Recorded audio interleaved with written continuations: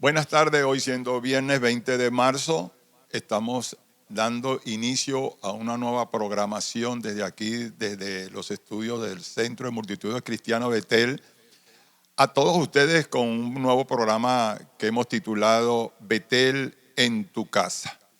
Es un programa que nos permite incursionar y saludar a todos aquellos amigos, hermanos que están aquí dentro del territorio y fuera del territorio. Sé que va a ser de gran bendición, porque de esta manera estaremos entrando, dándonos el permiso para entrar dentro de su casa, compartir ahí adentro. Yo sé que con seguridad y con bendición esto será un momento muy agradable de bendición. Pero en esta tarde nos están acompañando preciosos hermanos. Y está con nosotros también mi esposa Norca de Moisés, aquí está.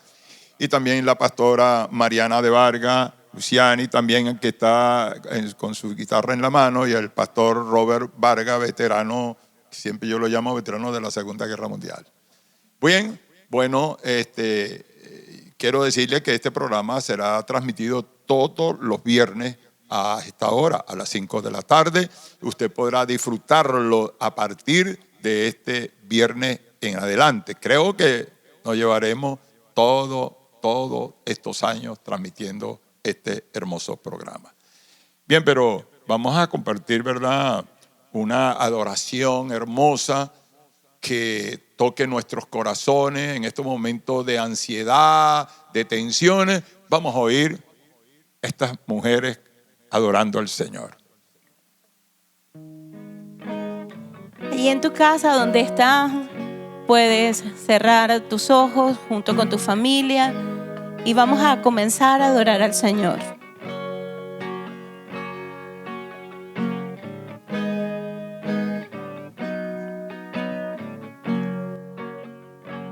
De rodillas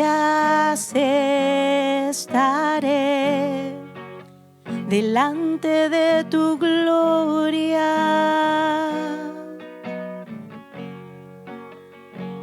De rodillas estaré delante de tu gloria.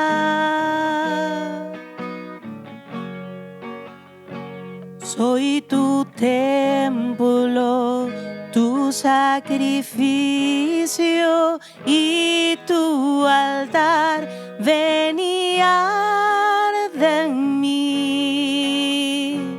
Soy tu templo, tu sacrificio y tu altar. Ven y arde en mí. Manda fuego del cielo, quema este altar. Muéstrale a este pueblo que eres real, eres fiel. Manda fuego del cielo, quema este altar. Muéstrale a este pueblo que eres real, eres fiel. Oh, oh, oh, oh, oh, oh. Levanta tus manos allí donde estás, juntamente con tu familia. Comienza a decirle gracias, Señor, por este tiempo, porque a pesar de las circunstancias, Señor de gloria, podemos adorarte con libertad. Levanta tu voz a Él y comienza a decirle: manda fuego del cielo, quema este altar. Manda fuego del cielo, quema este altar. Muéstrale a este pueblo que eres real, eres fiel. Manda fuego del cielo, quema este altar. Muéstrale a este pueblo que eres real, eres fiel. Oh, oh, tú eres fiel, Señor.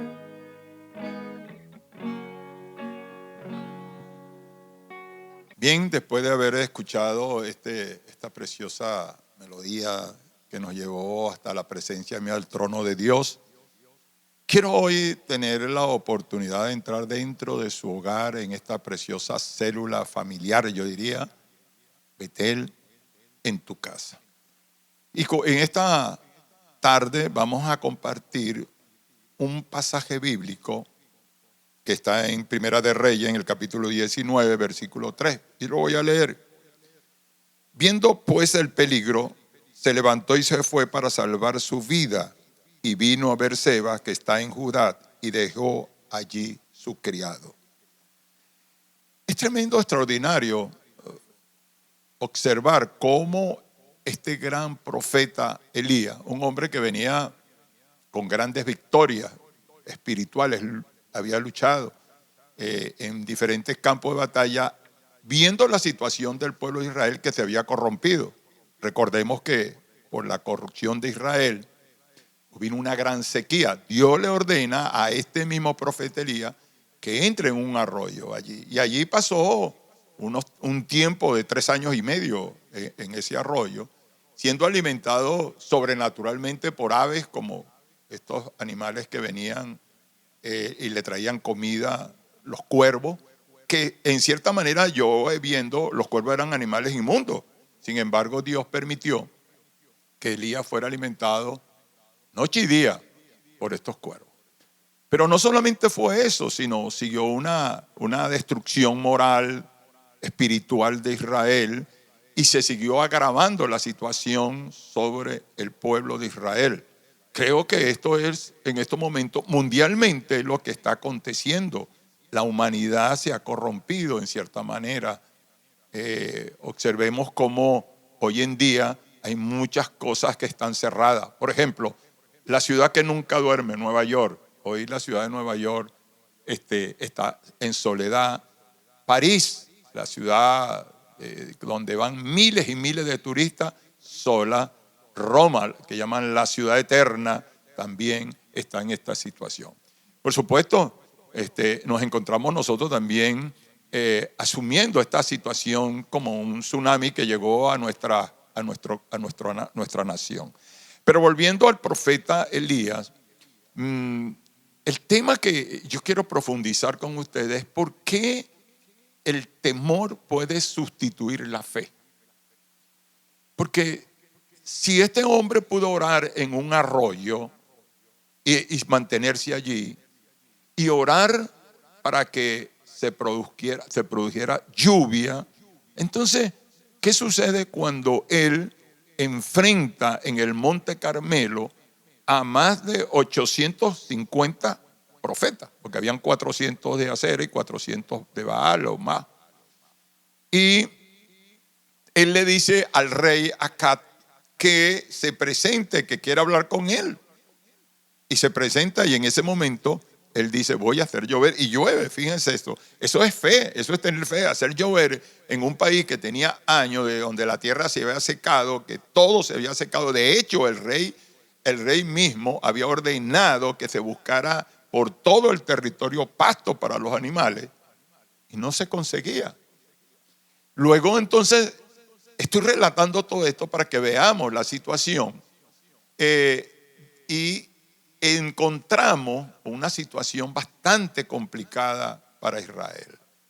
El profeta se enfrenta a una situación de desabastecimiento, de hambre, enfermedades, y se consigue en una situación donde tiene que enfrentarse a estos profetas en el monte, y él logra vencer en una guerra espiritual. Hasta ahí va todo bien. Elías tiene fe para caminar, pero luego viene un mensaje que yo llamaría un mensaje del infierno, un mensaje del diablo, como este mensaje que nos ha llegado a nosotros de esta enfermedad, de este virus que ha llegado a las costas de los países y hace temblar desde el más poderoso hasta el más débil. Aquí nadie, desde un presidente hasta el que sirve en un cafetín, estamos en una situación de desamparo, de miedo y de temores. Pero bien, bueno, lo que quiero analizar en el fondo es por qué Elías, después de esa victoria, tiene temor. Solamente por el mensaje de la reina Jezabel, que le dice: mañana te voy a quitar la cabeza. ¿Y qué hace Elías? Se va y se esconde en una cueva. En una cueva. Y esto me llama la atención mucho. En una cueva nos podemos meter todos en la cueva de nuestra propia existencia, de los miedos, de los temores, las cuevas que se pueden presentar, que están dentro de nosotros, porque una cueva es un sitio donde la gente se penetra y dentro de nosotros pueden haber cuevas de emociones, de desesperanza y de todo esto. Pero bueno, hay una pregunta que le hace el Señor: ¿qué haces aquí, Elías? Creo que es la pregunta que Dios no le está haciendo al mundo que está ahora conmocionado, se lo está haciendo a la iglesia, a su iglesia. Y no me refiero a una sola iglesia, sino a la iglesia mundial, la iglesia de Cristo, la iglesia que es redimida por el poder de la sangre. ¿Qué hacen ustedes escondidos en una cueva?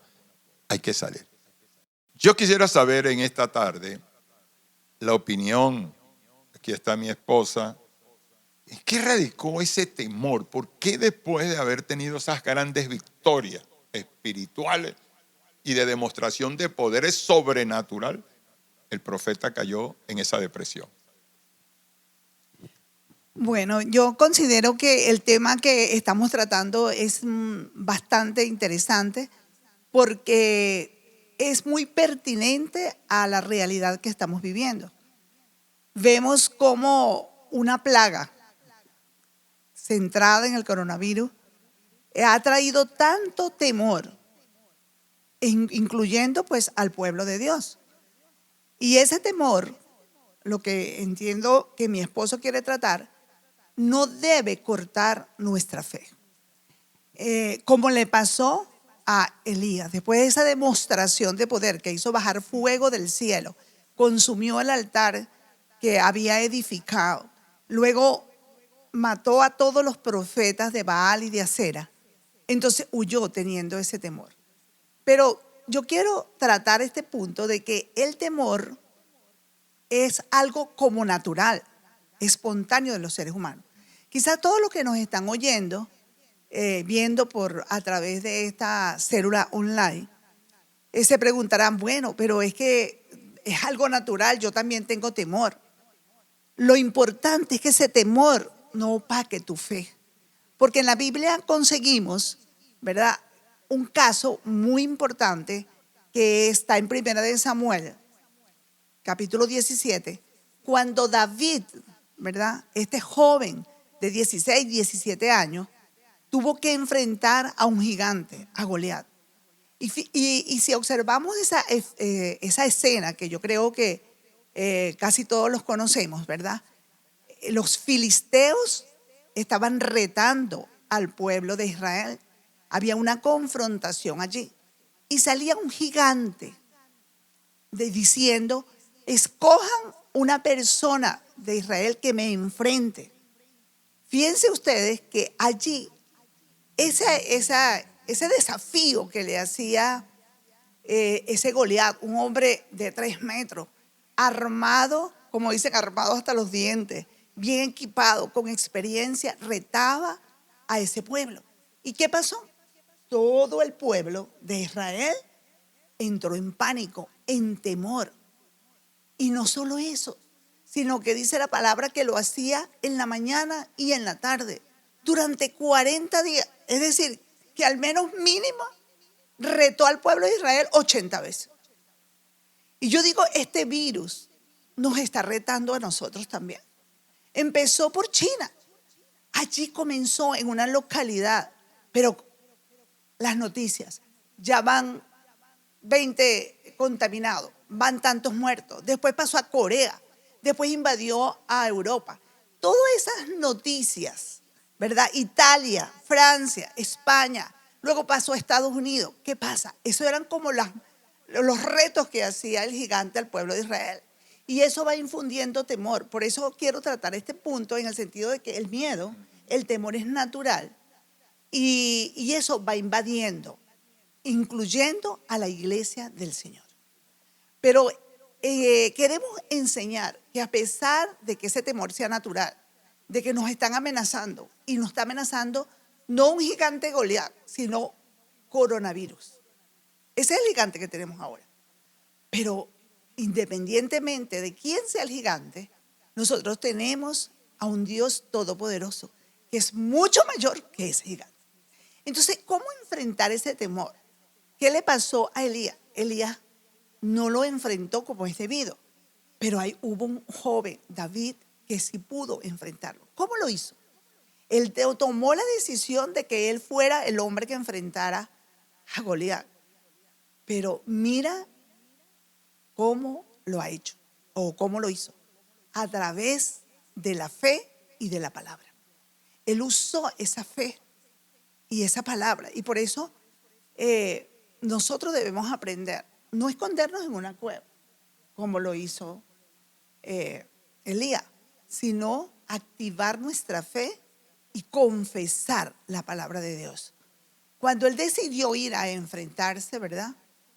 Él primero le preguntó y dijo, ¿quién es este incircunciso que está retando al ejército de Dios, a Israel? Ya ahí estableció una diferencia. Ese pueblo de filisteo era incircunciso. Él no estaba bajo el pacto de Dios. Hizo una diferencia entre lo que es pueblo de Dios y lo que no es. Dios establece en nosotros una diferencia. A nosotros no nos trata como otros, nosotros somos hijos de Dios. Allí estableció esa diferencia. Y eso fortalece la fe. A mí me fortalece la fe, mi amor, de que yo soy una hija de Dios. Y siento que estoy protegida por el Omnipotente. Y así se enfrentó a él. Y cuando Goliat lo vio, lo despreció. Era él con quien se iba a enfrentar. Y lo amenazó y le dijo, mira, hoy te mataré y le daré tu carne a las aves del cielo, a las bestias del campo. Pero David, ¿qué hizo? Anuló esa confesión y le dijo, tú vienes a mí con tantas armas, con lanza, con escudo, con jabalina, pero yo vengo contra ti en el nombre de Jehová de los ejércitos.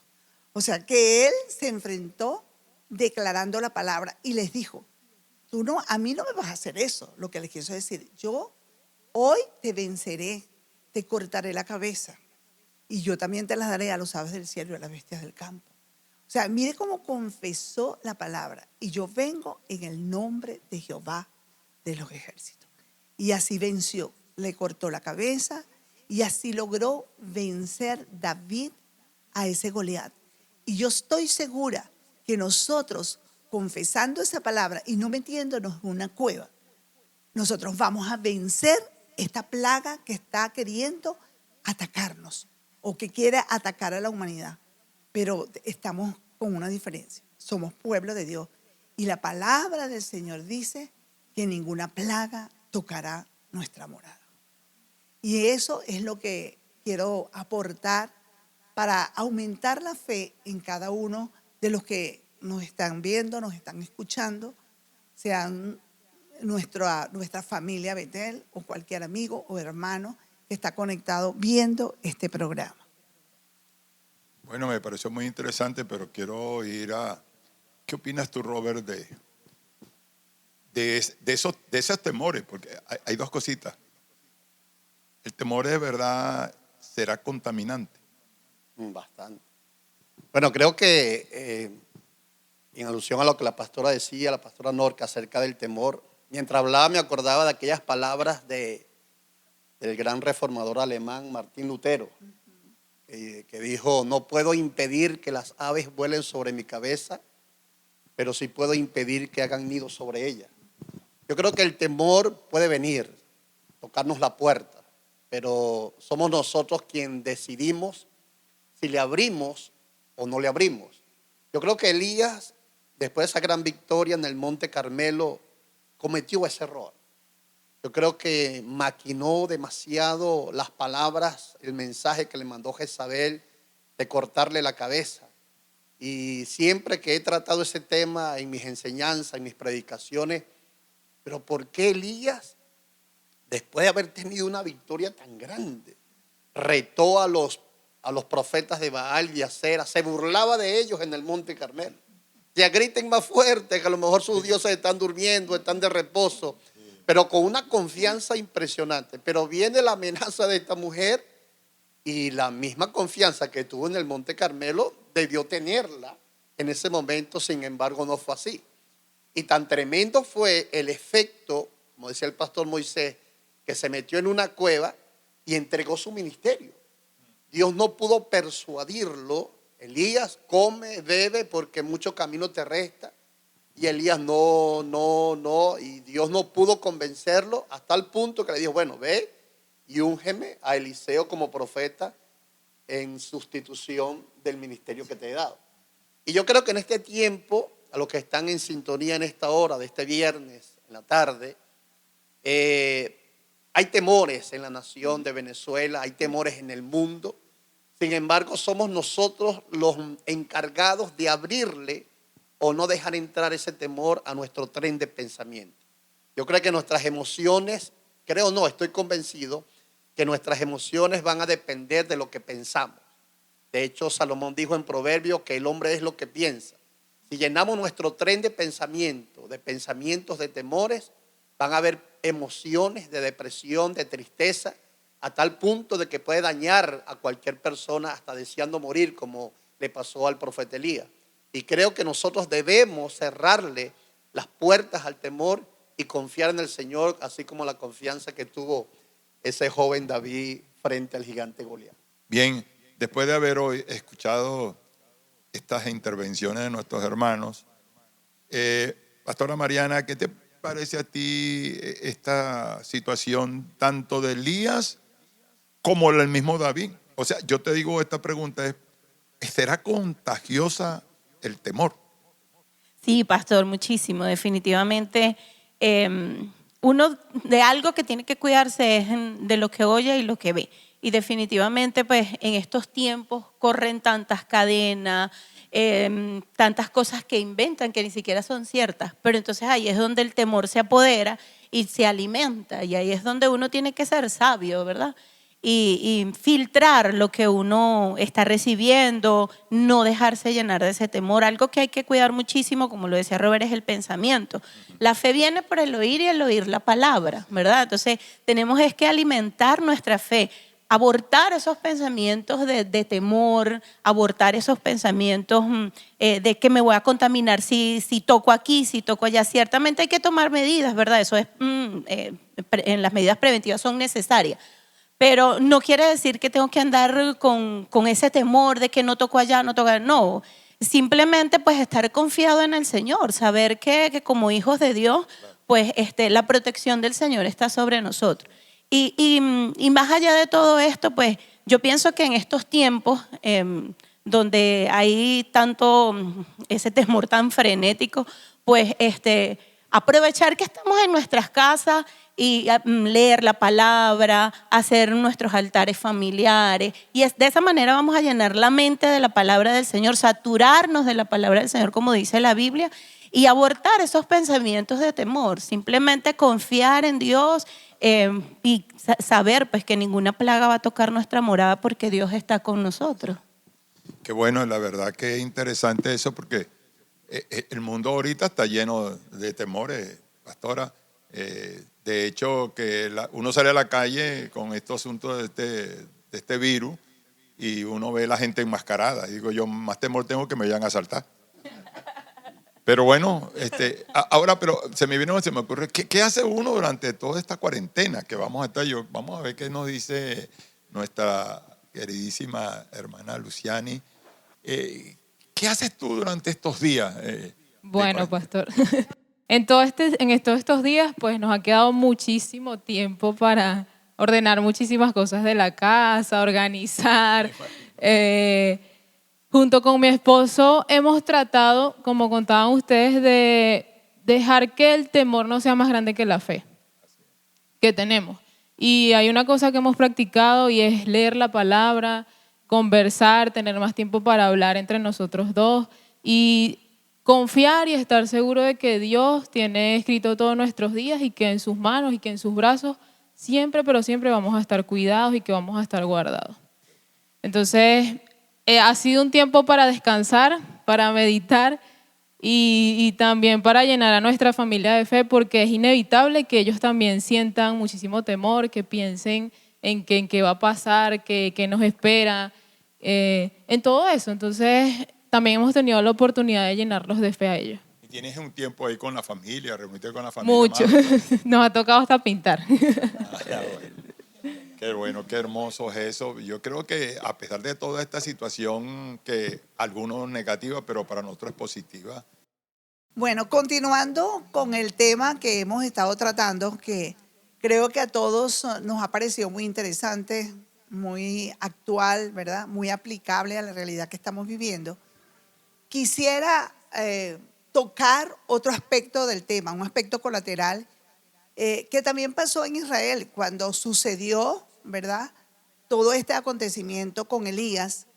Israel estaba pasando por una difícil situación económica. ¿Por qué?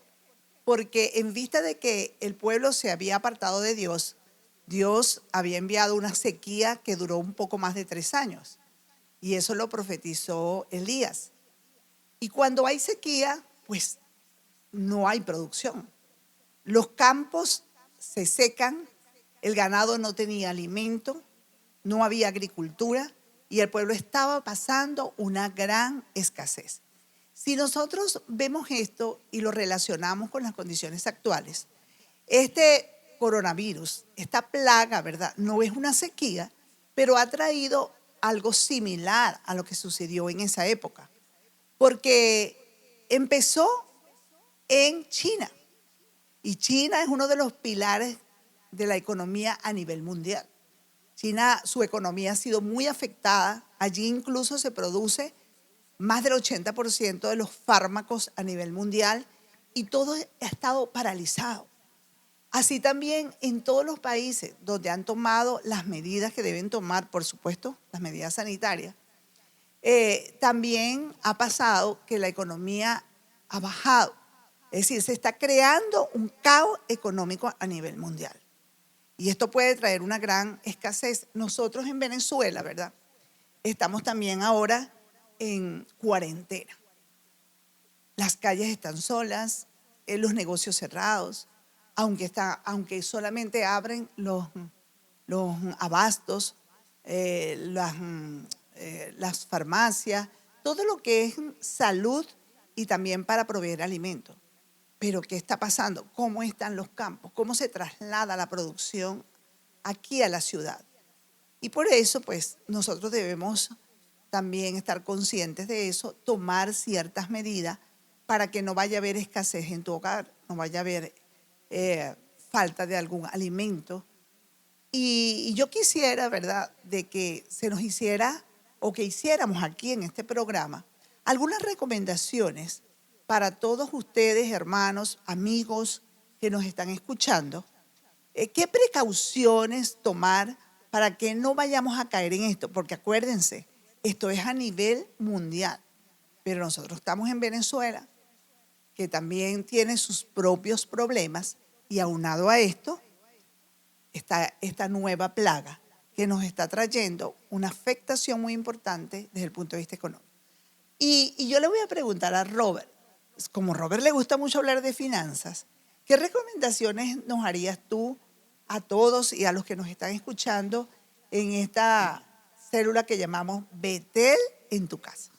Bueno, creo que la primera recomendación es creer en el Dios de los milagros.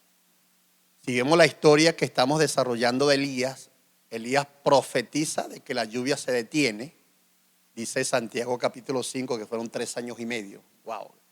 Imagino la cantidad de muertes que hubo producto de la sequía. Pero lo tremendo es que Dios manda a Elías a un arroyo para que tome de ese arroyo, pero le manda cuervos, como decía el pastor Moisés, para que le trajesen carne y pan en la mañana y en la tarde. Ahora, cuando estuvimos en la nación de Israel, no se me olvida esa experiencia.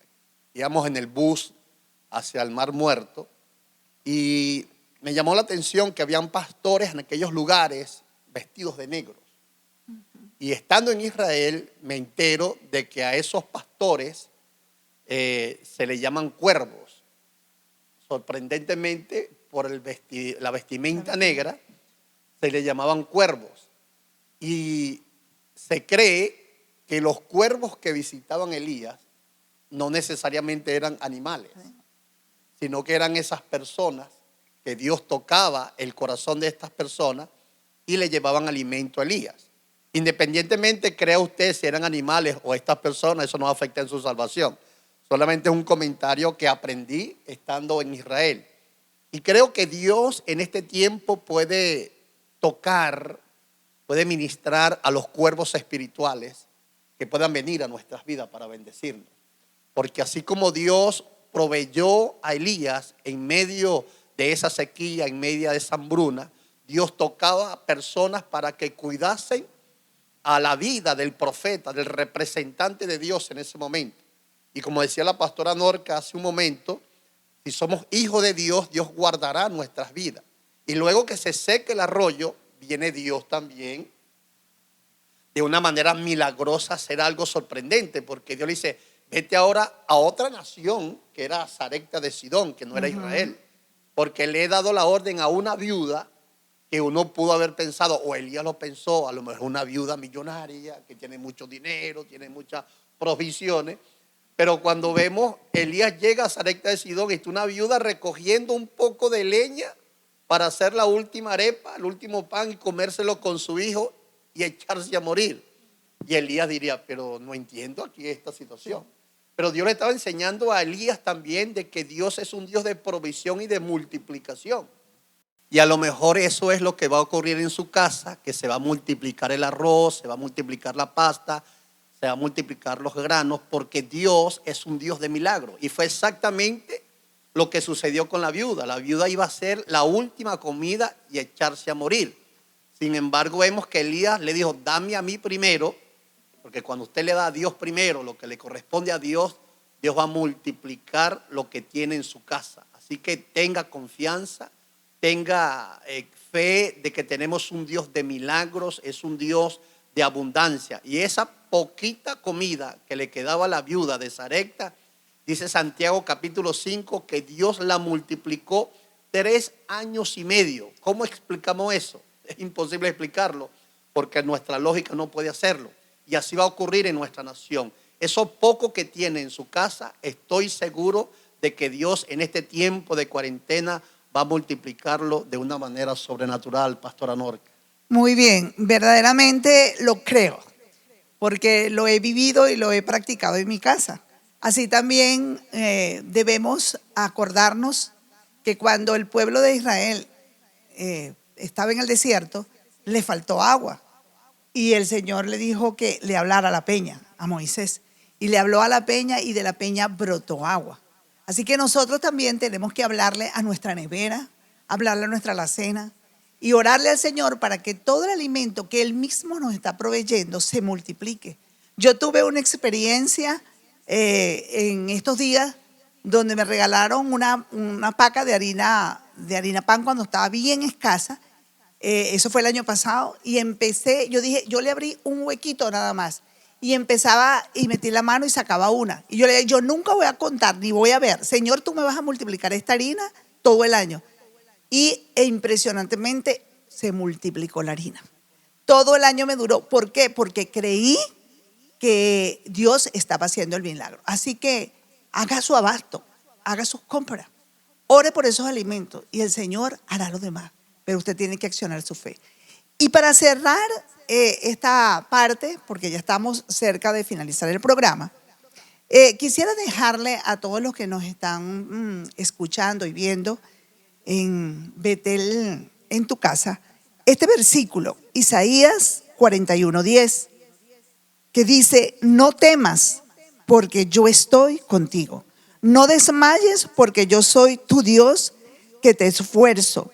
Siempre te ayudaré, siempre te sustentaré con la diestra de mi mano, de mi justicia, perdón. Así que tenga este presente, este versículo, memorícelo y póngalo en práctica, que yo sé que Dios te va a sustentar, no debes tener temor en esta circunstancia, sino fe. Y bueno, para ir cerrando este programa, me gustaría, mi amor, que tú dieras algunas instrucciones, alguna guianza para que la gente que nos está escuchando, los hermanos, los sacerdotes de los hogares, los líderes de las casas y los amigos que nos están viendo, pues que tú nos guiaras cómo debemos orar en este tiempo. Bien, oyendo esto de la bendición de orar por los alimentos, estaba oyendo a Robert, estaba oyendo a ti también.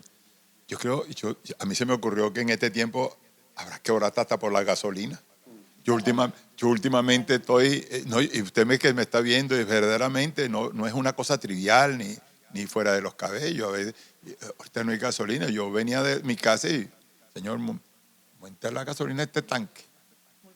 Pero bien, como la pregunta es, ¿cómo debemos orar en este tiempo? Porque este es un tiempo diferente.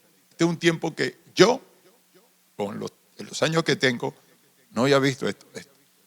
Para mí, Cristo está a las puertas. Estos son tiempos de dolores. O sea, algo se está moviendo en el mundo. Digo que hasta podemos llegar a lo que se corre por ahí, a un nuevo orden mundial de la situación del mundo. Pero bien, yo pienso que en este tiempo tenemos que saber aplicar la sangre de nuestro Señor Jesucristo para orar. Porque la oración de este tiempo no es una oración trivial, no es una oración común y corriente, es una oración de arrepentimiento.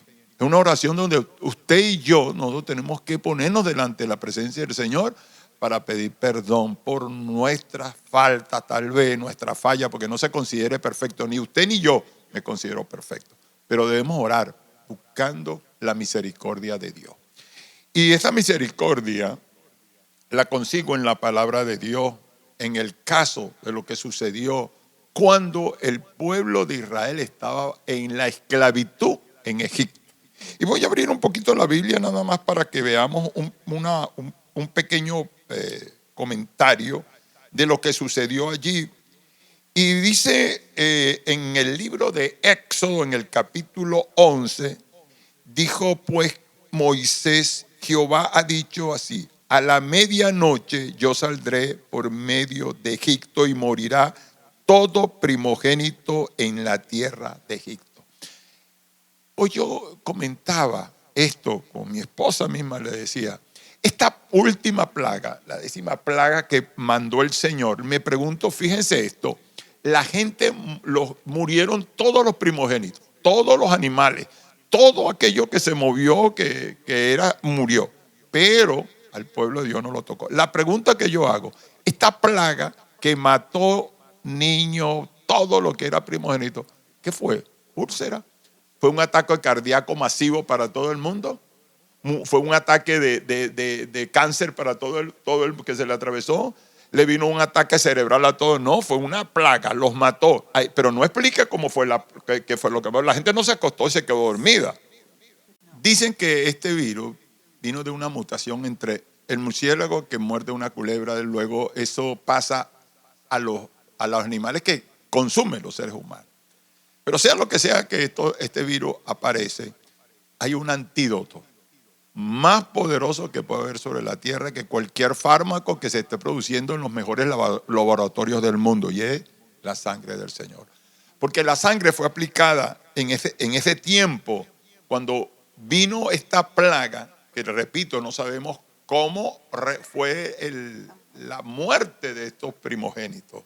No es, porque la mayoría cuando lee cree que se acostaron en una cama y se quedaron dormidos. No, algo los mató. Pero dice, y tomarán de la sangre. Fíjense esto, pero óigame esto. Esto que yo tengo aquí es el aceite. El aceite representa para nosotros una simbología de bendición, de unción. La misma palabra dice que ungamos a los enfermos con ella, cualquier cosa. Pero la tomamos para ungir las puertas de nuestros hogares. O sea, vamos a hablarle el dintel, el marco de la puerta. Usted va a agarrar aceite y va a colocar ese aceite en los dinteles de la puerta de su casa. De esa manera estamos agarrándonos de lo que dice la palabra. Y tomarás de la sangre y la pondrás en los dos postes y en el dintel de las casas en que lo han de comer allí. O sea, está diciendo, donde tú participas, donde tú comes con tu familia, allí estará y estarán juntos. Hoy, en medio de esta situación, de este virus, este coronavirus, esta plaga será detenida, porque Dios verá verdaderamente esta señal como símbolo de fe, que es la sangre de Jesús aplicándose en el dintel de las puertas. Bueno, vamos ahora a proceder a esta oración. Usted como sacerdote, como familia, sea usted mamá, papá, quien sea que está representando ese hogar, va a orar conmigo ahora, ungiendo ese dintel de la puerta de su casa, para que el Señor bendiga y proteja. No solamente va a proteger su hogar, su finanza, su salud física, su salud espiritual en este tiempo. Padre, en el nombre de Jesús, Señor, estamos declarando como hijos tuyos, agarrándonos de esta palabra, Señor, porque tú protegiste a tu pueblo en Egipto. Tú hiciste diferencia entre el pueblo impío y el pueblo tuyo, Señor. Y dice tu palabra que allí nada se movió, Señor. Nadie, Señor, fue herido. Nadie sufrió ninguna enfermedad. Que hasta ningún perro movió, Señor, su lengua en ese lugar. Porque tu presencia estaba allí, tu Espíritu Santo de una manera, Señor, especial. Y hoy, Señor, en medio de esta situación, de esta plaga que está recorriendo el mundo, Señor, nos paramos, Señor, delante, Señor, de nuestros hogares, colocando este aceite como símbolo de la sangre de tu Hijo, Señor, para detener cualquier enfermedad o muerte o destrucción que venga. Padre, lo creemos y lo confesamos así y decimos amén. Gloria a Dios. Y tenga la seguridad de que cuando el virus se acerque, si es que se acerca, y vea la sangre de nuestro Señor Jesucristo en los dinteles, allí se va a detener y no va a pasar, porque lo hemos puesto, ¿verdad?, como esa señal. Bien, hemos llegado al final de esta programación y quiero, antes de despedir, agradecerle a Dios por la oportunidad que nos ha dado de llegar a cada uno de sus hogares a través de Betel en Casa.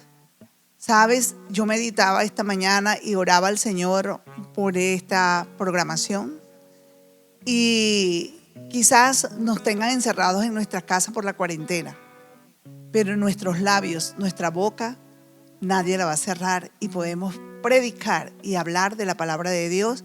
Y gracias al Señor también por estos medios a través de los cuales podemos llegar hasta sus hogares. Por eso agradecida estoy con Dios, agradecida con nuestros hermanos que nos han acompañado. Y quiero invitarlos al próximo viernes, es viernes 27 a las 5 de la tarde, para que usted nos permita entrar de nuevo a sus hogares con Betel en Casa a las 5 de la tarde. Y también quiero invitarles a que el próximo domingo, es domingo 22, nuestra iglesia no puede tener las puertas abiertas, por supuesto, por las medidas, por la resolución del gobierno, ¿verdad? Nuestros cultos están suspendidos, pero vamos a predicar, vamos a llevar la palabra de Dios de una manera online. Por Facebook Live, los vamos a entrar a sus hogares a las 10 de la mañana. Domingo 22 a las 10 de la mañana estaremos entonces transmitiendo. Mi esposo pues va a llevar la palabra, va a predicar, y todos nosotros vamos a escuchar lo que el Espíritu Santo nos va a decir. Así que quiero decirles que se conecte, ¿verdad?, a través de nuestras redes sociales. Usted conseguirá allí la dirección a través de su líder, pero no pierda la oportunidad. Aproveche de que Dios nos está permitiendo esto para no detener la expansión del Evangelio, para no detener el reino de los cielos. Así que, repito, viernes 27 a las 5 de la tarde, nuestra segunda célula, Betel en Casa, y el próximo domingo 22 a las 10 de la mañana, nuestro servicio online. Dios les bendiga.